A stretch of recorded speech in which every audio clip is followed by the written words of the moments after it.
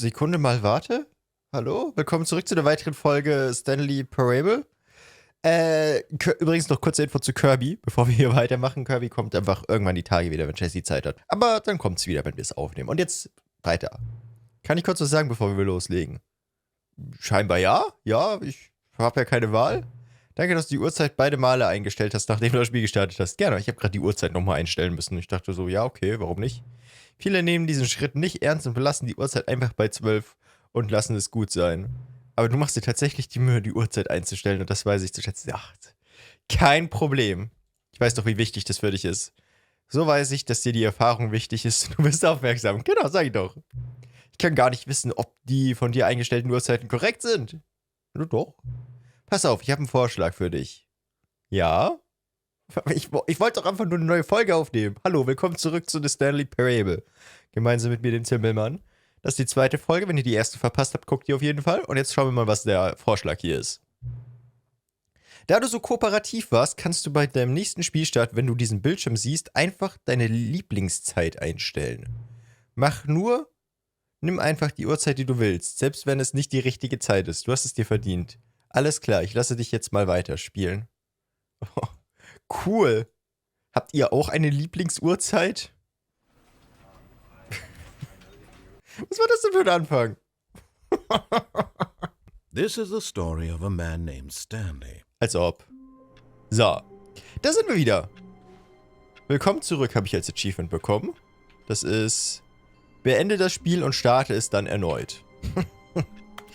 Ja, willkommen zur zweiten Folge. Beim letzten Mal waren wir auf einmal in Rocket League und in Firewatch, überall. Ich würde gerne... Wir haben beim letzten Mal einen Raum mit einem Besen gesehen und da haben sehr viele Kommentare geschrieben, boah, der Besenraum ist mein Lieblingsraum. So in etwa. Deswegen würde ich gerne in den Besenraum einmal reingucken, dass wir das erledigt haben. Ich glaube, der war auf der linken Seite. Ich glaube, einfach dem richtigen Pfad folgen und dann kommt man irgendwann am Besenraum vorbei. Da ist der Besenraum. Ja, am besten guckt ihr ja die erste Folge, weil ich halt so ein paar der Dialoge weglasse und so, ne?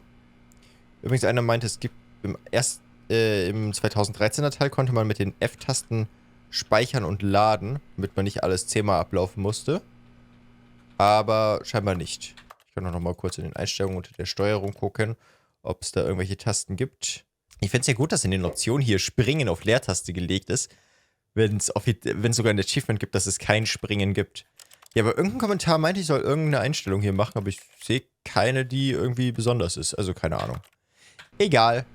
Gehen wir in den Besenschrank. Stanley stepped into the broom closet, but there was nothing here, so he turned around and got back on track. Nein, wir bleiben hier. Wir sind Besenboys. There was nothing here. No choice to make, no path to follow, just an empty broom closet. Ja. No reason to still be here. Doch, ich möchte hier bleiben, im Besenraum. Das ist meine Bestimmung. Stimme. Du kannst mir nichts. It was baffling that Stanley was still just sitting in the broom closet. He wasn't even doing anything. At least if there was something to interact with, he'd be justified in some way. As it is, he's literally just standing there doing sweet FA. Ja. Also ich klicke ein bisschen rum. Ich habe auch gehofft, dass ich mit irgendwas interagieren kann, aber bisher noch nicht. Are you really still in the broom closet? Ja. Standing around doing nothing? Why? Weil ich kann. Please offer me some explanation here. I'm genuinely confused. Ich will hier einfach sein. Lass mich doch. Weißt du, ich bin mein eigener Stanley. Niemand kann mich You stoppen. do realize there's no choice or anything in here, right? If I'd said Stanley walked past the broom closet, at least you would have had a reason for exploring it to find out. But it didn't even occur to me because literally this closet is of absolutely no significance to the story whatsoever. I never would have thought to mention it. Ja, für mich ist die Kammer aber wichtig. Also lass mich. Ich bleib jetzt hier drin, solange ich will. Maybe to you this is somehow its own branching path. Maybe when you go talk about this with your friends you'll say, "Oh, did you get the broom closet ending? The broom closet ending was my favorite." I hope your friends find this concerning. Ich glaube, deswegen haben die Kommentare das geschrieben, aber Ich bin gerne hier. Ich bin Teil des Broom Closet Endings Club. Stanley was fat and ugly and really, really stupid. Hallo? He probably only got the job because of a family connection. That's how stupid he is. That or with drug money. Also, Stanley is addicted to drugs and hookers. Das sind die besten Enden, wo die Stimme Well, wert I've come ist. to a very definite conclusion about what's going on right now. You're dead. You got to this broom closet, explored it a bit, and were just about to leave because there's nothing here, when a physical melody of some sort shut down your central nervous system and you collapsed on the keyboard. Well, in a situation like this, the responsible thing is to alert someone nearby so as to ensure that your body is taken care of before it begins to decompose. Hello? Anyone who happens to be nearby? The person at this computer is dead. They have fallen prey to any number of your countless human physiological vulnerabilities. It's indicative of the long-term sustainability of your species. Please remove their corpse from the area and instruct another human to take their place, making sure they understand basic first-person video game mechanics and filling them in on the history of narrative tropes in video gaming, so that the irony and insightful commentary of this game is not lost on them. All right, when you've done that, just step out into the hallway. Als würde ich jetzt noch rausgehen. Jetzt bin ich schon so lange hier drin und tot. Dann bleibe ich hier drin. Okay. Hier passiert scheinbar nichts mehr. Ah, second player. It's good to have you on board. I guarantee you can't do any worse than the person who came before you. Okay, er denkt jetzt, ich bin ein zweiter Spieler. Was wäre, wenn Spieler Nummer 2 einen sehr interessanten Raum sieht? You too? Unbelievable. I'm at the mercy of an entire species of invalids. Perhaps there's a monkey nearby you can hand the controls to. A fish? Fungus? Look, you can hammer out the details. I'm not particularly picky. I'll just be waiting for when you're ready to pick up the story again. Okay. So, als der Fisch dran.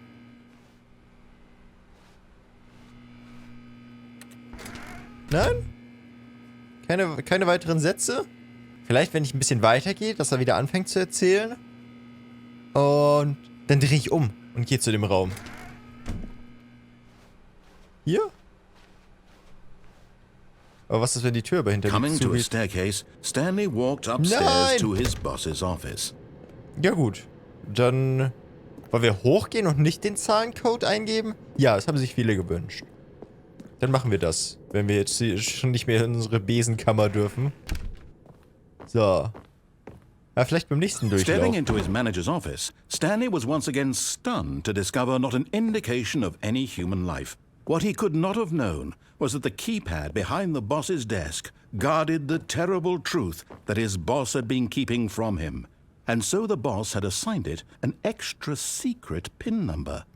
2845. But of course, Stanley couldn't possibly have known this. Ja, konnte ich echt nicht wissen. Und jetzt? Irgendwas muss ja passieren, wenn man den Code nicht eingibt.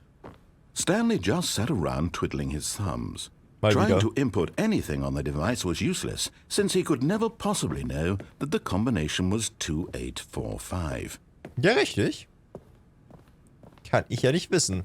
2845. Ja, kenne ich nicht, Erzähler. Du hast gesagt, ich kenne das nicht. Forgot, but it turns out that the panel's emergency override kicked in, and the door just opened all by itself. And Stanley got the hell along with the story. Well, whoop-de-doo. Wuppdidu. Ich habe den Code richtig eingegeben. Ja, 1337. Okay. Ja. Dann schauen wir einfach. Hier gab es ja so einen Escape-Gang, glaube ich. Den können wir ja diesmal nehmen. Und einfach herausfinden, was uns da erwartet. Ab nach unten. Will ich jetzt escapen oder wollen wir die Mind-Control-Maschine anmachen? Ich bin Escape-Artist heute. Wir gehen. Although this passageway had the word escape written on it, the truth was that at the end of this hall, Stanley would meet his violent death. Okay. Das klingt schön. The door behind him was not shut. Stanley still had every opportunity to turn around and get back on track. Nee. At this point, Stanley was making a conscious, concerted effort to walk forward and willingly confront his death. Ja. Ah! Geht's hier sogar wirklich auf? Ich dachte, der Gang ist einfach unendlich oder so. Wie weit ist die Tür entfernt? Oh, ich sehe sie nicht. Oh no. Bin ich tot? Ich falle auf jeden Fall immer noch. Okay. Wir sind in irgendeiner Box. As the machine whirred into motion and Stanley was inched closer and closer to his demise, he reflected that his life had been of no consequence whatsoever. Stanley can't see the bigger picture. He doesn't know the real story, trapped forever in his narrow vision of what this world is. Perhaps his death was of no great loss, like plucking the eyeballs from a blind man. And so he resigned and willingly accepted this violent end to his brief and shallow life. Farewell, Stanley. Ja, ich glaube, da komme ich nicht. Unter mir ist ein Boden. Hallo? Farewell, Stanley, cried the narrator, as Stanley was led helplessly into the enormous metal jaws. In a single visceral instant, Stanley was obliterated as the machine crushed every bone in his body, killing him instantly. Hallo? Wer ist die andere Erzählerin? Und warum passiert nicht, was sie erzählt? Oh, wir gehen dann mal, ne? So ist das Spiel. Auf zum Namen. And yet it would be just a few minutes before Stanley would restart the game, back in his office, as alive as ever. What exactly did the narrator think he was going to accomplish? Scheinbar nichts. When every path you can walk has been created for you long in advance, death becomes meaningless, making life the same. Do you see now? Do you see that Stanley was already dead from the moment he hit start? Es wird so ein Behind-the-Scenes-Raum. Das ist mein Computer. Der einzig wahre. Als ob. Und guck mal, hier ist das Büro. Dieser Plan zeigt das Büro vom Spielanfang. Der Weg von Stanleys Büro zu den beiden Türen war der erste Teil des Spiels, der gebaut wurde. Im Laufe der Entwicklung wurden Abschnitte hinzugefügt und verändert, aber der Kerngrundriss ist fast identisch zum ersten Durchlauf. Ja, guck mal, hier in dem Büro fangen wir an und dann gehen wir mal hier um die Ecke. Und dann ist da noch ein leerer Raum und dann kommen hier die zwei Türen. Gang. Es war wichtig, das Spieltempo in diesem ersten Abschnitt richtig einzustellen. Dieser Korridor wurde verschoben und verändert, um sicherzustellen, dass der Spieler die beiden Türen zu einer guten Zeit erreicht. Eben, damit der Narrator genug Zeit hat zu erzählen. Die zwei offenen Türen waren der erste konkrete Teil des Stanley Parable Designs. Als dieser Raum erstellt worden war, entwickelte sich der Rest des Spiels als eine Erweiterung davon, eine Erkundung des Widerspruchs, den dieser Raum darstellte. Okay, das Büro, Tür 1, 2, 3. Ja. Wo bin ich? Ich habe mich tatsächlich so ein bisschen verlaufen. Die Lounge. Ja, die war super. Hallo? Wo geht's hier? Ah. Stanleys Büro. 3 verschiedene Versionen. Ah, guck mal. Da. Oh, look at these two. How they wish to destroy one another. How they wish to control one another. How they both wish to be free. Ja, ich mach mal Spiel aus. Weh, ich bin jetzt auf dem Desktop. Can you see? Can you see how much they need one another? No, perhaps not. Sometimes these things cannot be seen. But listen to me. You can still save these two. You can stop the program before they both fail. Push escape and press quit. There's no other way to beat this game. As long as you move forward, you'll be walking someone else's path. Stop now and it'll be your only true choice. Whatever you do, choose it. Don't let time choose for you. Nein. Don't let Au. Ja, hätte ich mich mal früher gewarnt, ne? So. All of his co-workers were gone. What could it mean? Wir haben ja noch hier auf der linken Seite jetzt ein paar andere Sachen zu tun. Was ist, wenn ich jetzt... Hallo? Oh, no. Oh, no, no, no, no, no, no, no, no, no, no, not again. I won't be part of this. I'm not going to encourage you. I'm not going to say anything at all.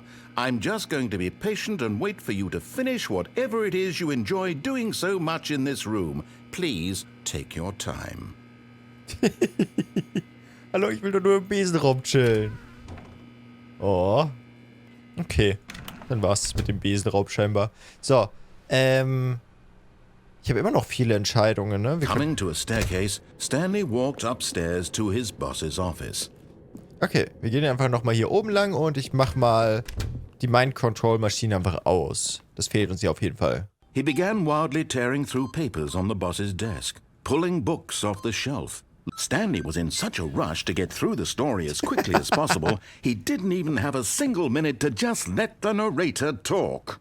That kind of anxiety isn't healthy, so he relaxed for a few moments with some calming New Age music. Hallo, ich habe das Passwort schon noch gewusst.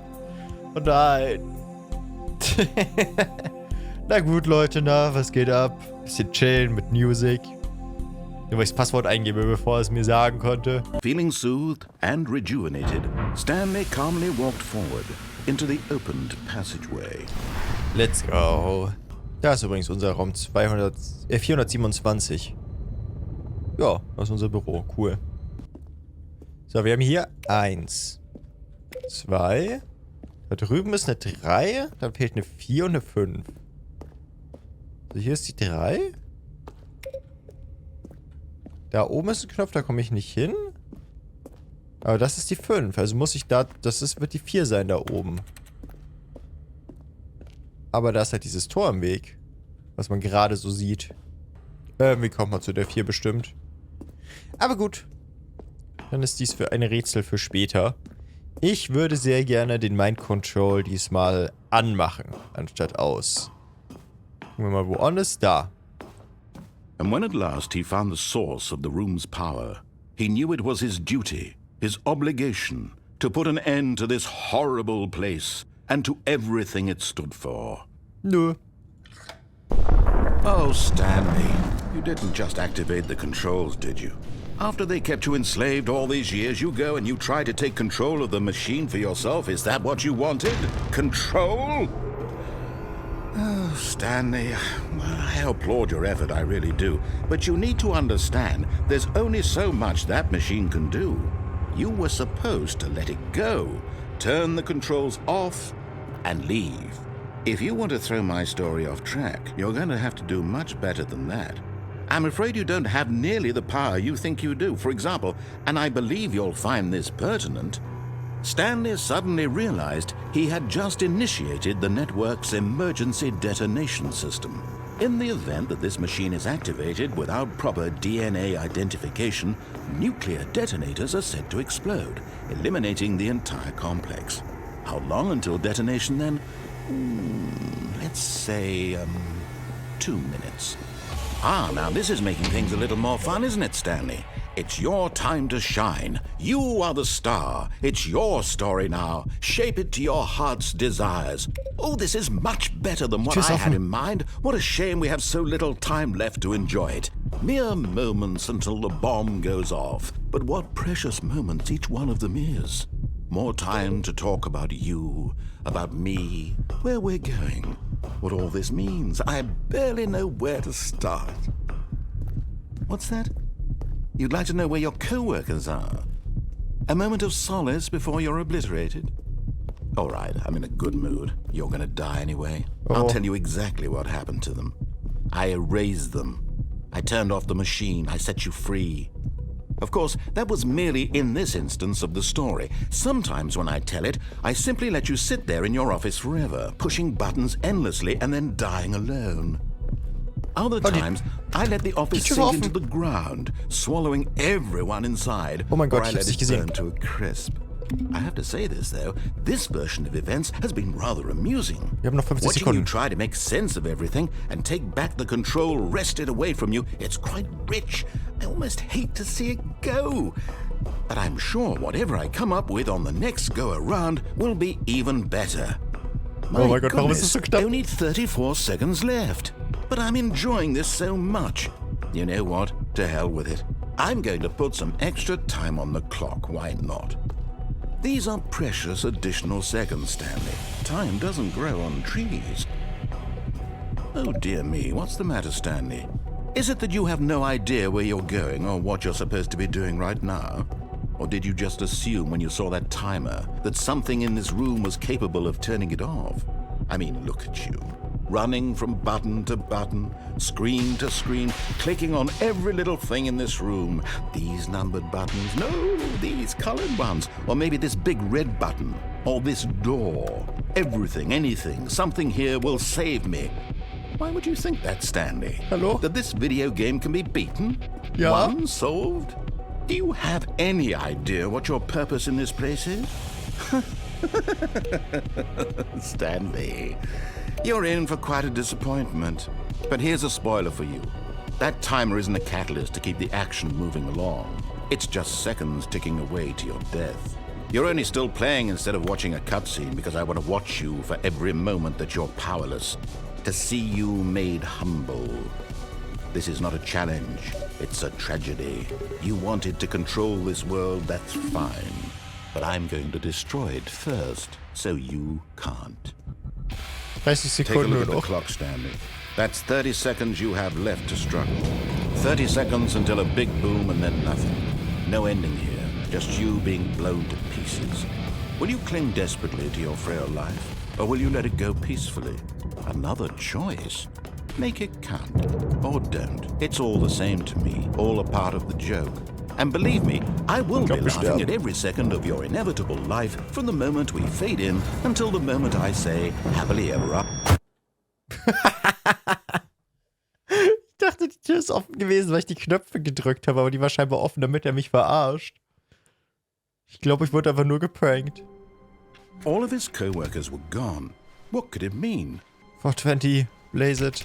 Stanley went around touching every little thing in the office, but it didn't make a single difference. Nor did it advance the story in any way. Okay. Dann gehen wir jetzt die Treppe runter, mal. Das haben wir, glaube ich, noch nicht gemacht. Ja. Ich habe auch ein Achievement gesehen, dass man irgendeine Tür 5-mal anklicken muss. Hallo? Hallo? Warum ist mein Broom Closet abgeschlossen? Wow. Da will ich nicht mal mehr reingehen. Coming to a staircase, Stanley walked upstairs to his boss's office. Nö.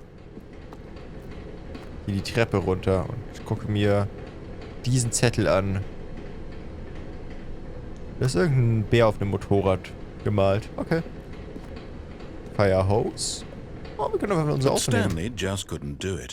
He considered the possibility of facing his boss. Admitting he had left his post during work hours, he might be fired for that. And in such a competitive economy, why had he taken that risk? All because he believed everyone had vanished? His boss would think he was crazy. And then something occurred to Stanley. Maybe, he thought to himself, maybe I am crazy. All of my co-workers blinking mysteriously out of existence in a single moment for no reason at all? None of it made any logical sense. And as Stanley pondered this, he began to make other strange observations. For example, why couldn't he see his feet when he looked down? Why did doors close automatically behind him wherever he went? And for that matter, these rooms were starting to look pretty familiar. Were they simply repeating? No, Stanley said to himself, this is all too strange. This can't be real. And at last, he came to the conclusion that had been on the tip of his tongue. He just hadn't found the words for it. I'm dreaming, he yelled. This is all a dream. Oh, what a relief Stanley felt to have finally found an answer, an explanation. His co-workers weren't actually gone. He wasn't going to lose his job. He wasn't crazy after all. And he thought to himself, I suppose I'll wake up soon. I'll have to go back to my boring real-life job pushing buttons. I may as well enjoy this while I'm still lucid. So, he imagined himself flying and began to gently float above the ground. Jawohl. Then he imagined himself soaring through space on a magical starfield, and it too appeared. It was so much fun, and Stanley marveled that he had still not woken up. How was he remaining so lucid? And then perhaps the strangest question of them all entered Stanley's head. One he was amazed he hadn't asked himself sooner. Why is there a voice in my head dictating everything that I'm doing and thinking? Now the voice was describing itself being considered by Stanley, who found it particularly strange. I'm dreaming about a voice describing me thinking about how it's describing my thoughts, he thought. And while he thought it all very odd and wondered if this voice spoke to all people in their dreams, the truth was that, of course, this was not a dream. How could it be? Was Stanley simply deceiving himself, believing that if he's asleep, he doesn't have to take responsibility for himself? Stanley is as awake right now as he's ever been in his life. Ja, und ich laufe hier einfach, ne? Now, hearing the voice speak these words was quite a shock to Stanley. After all, he knew for certain, beyond a doubt, that this was in fact a dream. Did the voice not see him float and make the magical stars just a moment ago? How else would the voice explain all that? This voice was a part of himself too. Surely, if he could just... He would prove it. He would prove that he was in control, that this was a dream. So he closed his eyes gently, and he invited himself to wake up. He felt the cool weight of the blanket on his skin, the press of the mattress on his back, the fresh air of a world outside this one. Let me wake up, he thought to himself. I'm through with this dream. I wish it to be over. Let me go back to my job. Let me continue pushing the buttons. Please, it's all I want. I want my apartment and my wife and my job. All I want is my life exactly the way it's always been. My life is normal. I am normal. Everything will be fine. Ganz schöne Existenzkrise hier. I am okay. Ja, ich bin wieder im Gang. Immer noch. Stanley began screaming. Please, someone, wake me up. My name is Stanley. I have a boss. I have an office. I am real. Please, just someone tell me I am real. I must be real. I must be. Can anyone hear my voice? Who am I? Who am I? And everything went black.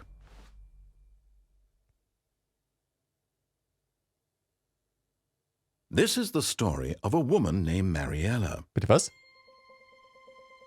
Mariella woke up on a day like any other. She arose, got dressed, gathered her belongings, and walked to her place of work. But on this particular day, her walk was interrupted by the body of a man who had stumbled through town talking and screaming to himself, and then collapsed dead on the sidewalk. And although she would soon turn to go call for an ambulance, for just a few brief moments she considered the strange man. He was obviously crazy, this much she knew. Everyone knows what crazy people look like. And in that moment, she thought to herself how lucky she was to be normal. I am sane. I am in control of my mind. I know what is real and what isn't. It was comforting to think this, and in a certain way, seeing this man made her feel better. But then she remembered the meeting she had scheduled for that day, the very important people whose impressions of her would affect her career, and by extension, the rest of her life. She had no time for this, so it was only a moment that she stood there, staring down at the body. And then she turned and ran. Ja. Hey, wir haben jemanden glücklicher gemacht, wenn auch nur für einen Moment. Und da sind wir wieder in unserem Büro. Ich kann überall hinklicken, außer auf meine Tastatur. Da darf ich nicht schreiben. Ja, okay, in den Keller möchte ich nicht mehr runter. What could it mean? Die Tür ist das Achievement. Oh, please. Are you really just doing this for the achievement? Click a door 5 times. Is that all that you think an achievement is worth? No. I can't just give these merits away for such little effort. A measly 5 clicks. Now suppose you were to click the door 20 times. I would say that's the kind of effort that warrants recognition. Okay. Ich klicke so oft ich kann. I have to say, I'm still not feeling the satisfaction of witnessing true effort for a noble cause. Perhaps 50 clicks will do it. Yes, almost certainly 50 clicks. Okay, ich klicke 50 Mal. Richtig schön die Maus spam. Gib mir das Achievement bitte. No, I'm still not feeling it. I want this achievement to have meant something. It has to be a true reward for valiant effort. I want to see some hustle, Stanley. I want to see commitment, a willingness to go all the way, no matter what the cost. Why don't you go put 20 clicks into door number 417? 417? Wo ist 417? Ah, da. 1, 2, 3, 4, 5, 6, 7, 8, 9, 10. 1, 2, 3, 4, 5, 6, 7, 8, 9, 10. Oh, great. Now, go click a few times on door 437. 437, okay. Wo ist 437? Da.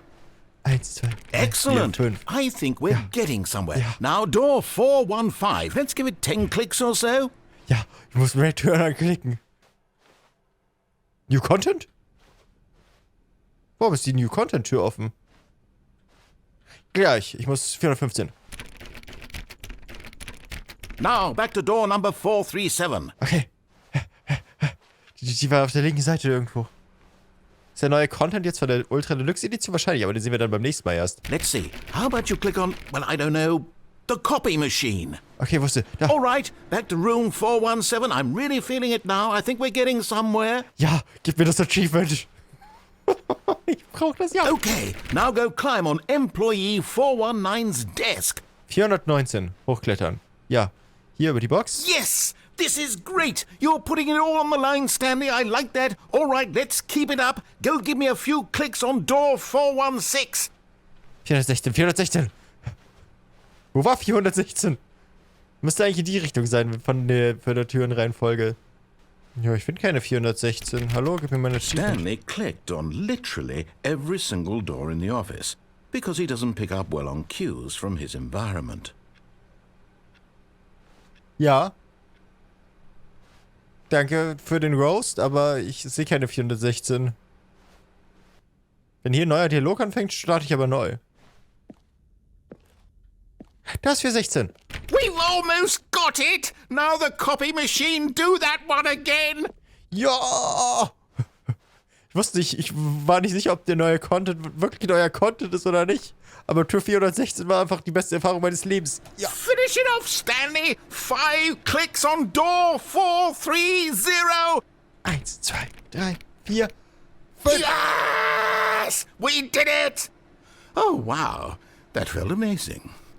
Oh, you really earned it, Stanley. Nothing could hold you back. Yes, I'm very proud of how far we've come today. Just think, only a few minutes ago you believed an achievement was worth 5 little clicks. Really now? What were you thinking? Ich wollte das Achievement haben. Ja, irgendwer in den Kommentaren unter der ersten Folge meinte auch, man muss diese so Boxen noch mal ab und zu mal hochklettern, um an verschiedene Sachen ranzukommen. Das gehört dazu. Auch wenn es verbuggt wirkt oder so, aber das sind geplante Sachen. Ja, aber ich würde sagen, wir erkunden beim nächsten Mal mehr. Wir sind fertig für heute. Wir gehen beim nächsten Mal den New Content mal entlang. Da ging es ja noch ein bisschen weiter. Wir haben uns ein cooles Achievement noch am Ende geholt.